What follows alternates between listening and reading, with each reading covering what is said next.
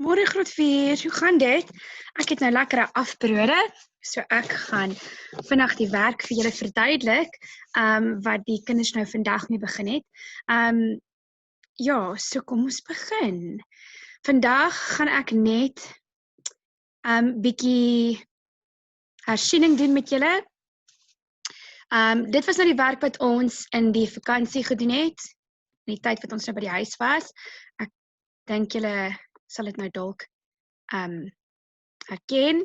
So yes, let's get started. So this was work that we did during the holiday, but I need to make sure that you understand the work nicely. So the kids at school are also doing it again. So we're just going to touch on it little bit. Okay. So the first one, or the first work that we did was called parts of a sentence. Now, a sentence is made, there it says a sentence is made up of different parts, and you have your subject, you have your verb, and you have your object. Okay. So let's look at that sentence, for example. Sally is a very good skater.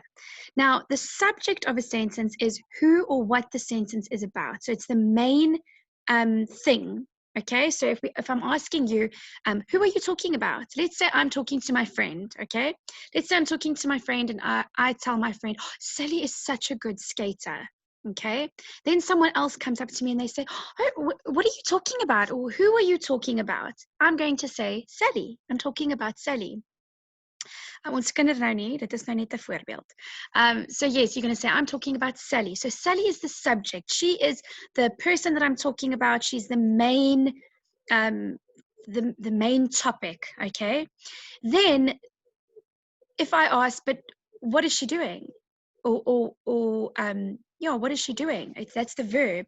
So in this sentence, it's a little bit tricky, but the verb in this sentence is, okay? She is, what is she doing? She is being a good skater, okay? And then the object is a very good skater, okay? So what am I talking about? I'm talking about Sally. What is she doing? She is, and what is she, you can't say what is she ising, but what, at this moment she's busy doing something, and it's what? She is being a very good skater. So that sentence is a little bit tricky.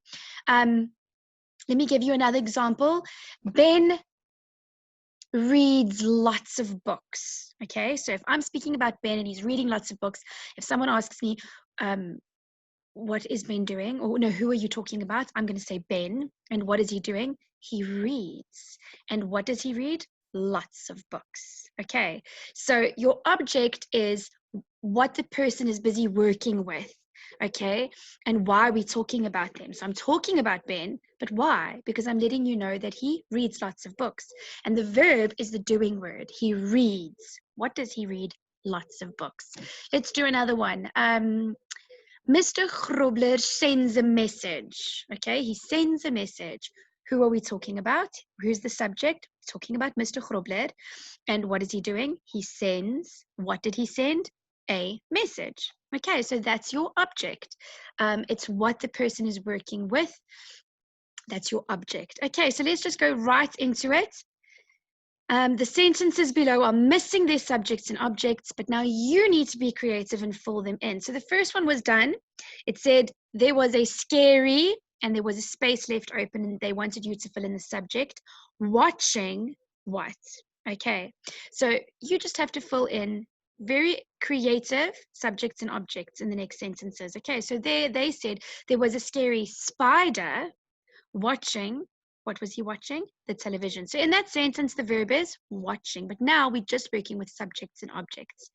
Okay, so in the next sentence, last night a what fell into my what?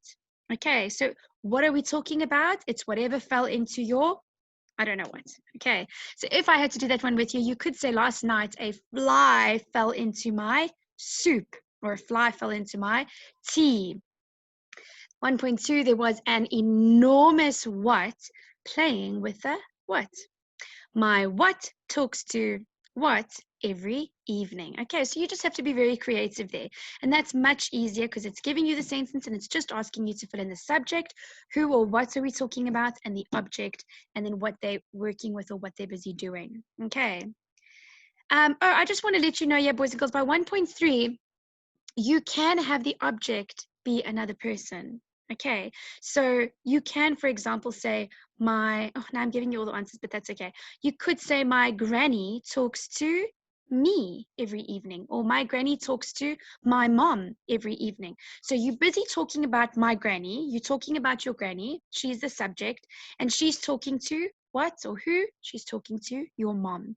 Then your mom would be the object of the sentence because granny is busy talking to your mom. Okay, now we've got to underline the subject in each sentence. It says, Alison jumped on her bed. Alison jumped on her bed. So we're just busy with the subject, okay? Who are we talking about? Alison. Brad rode his bike to school today. Who are we talking about? Brad. Now I'm going to stop here. I'm not going to do all of them with you, but 2.3 says Mason and Seth played rugby during break. Mason and Seth played rugby during break. As soon as you see an and, we're not just talking about Mason and we're not just talking about Seth, we're talking about both of them together. So then both become your subject, Mason and Seth.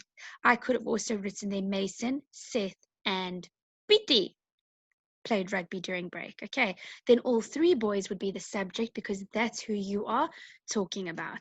Okay, the rest is easy. The dog chased the cat through the yard. There is no number. There's supposed to be a number. Okay, but you can just do it for me. Paige took her book back to the library. He painted his bedroom blue and red.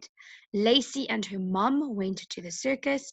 We won 50 Rand. Michael cheered when his sister won the race. Okay, so there you just have to underline the subject. Okay, so grade fours, I am not going to explain the rest to you because I gave this work to the kids today and they only managed to finish up to here. So I don't want to post anything that they haven't done yet.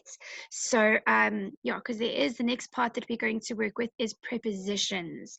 So I'm going to explain that to you later. So for today, all you have to do is just do a tiny, teeny bit of revision where you have to be creative and fill in your own subject and object. And over here, you just have to underline the subject in each sentence. Okay, so yes, I will do the rest with you later.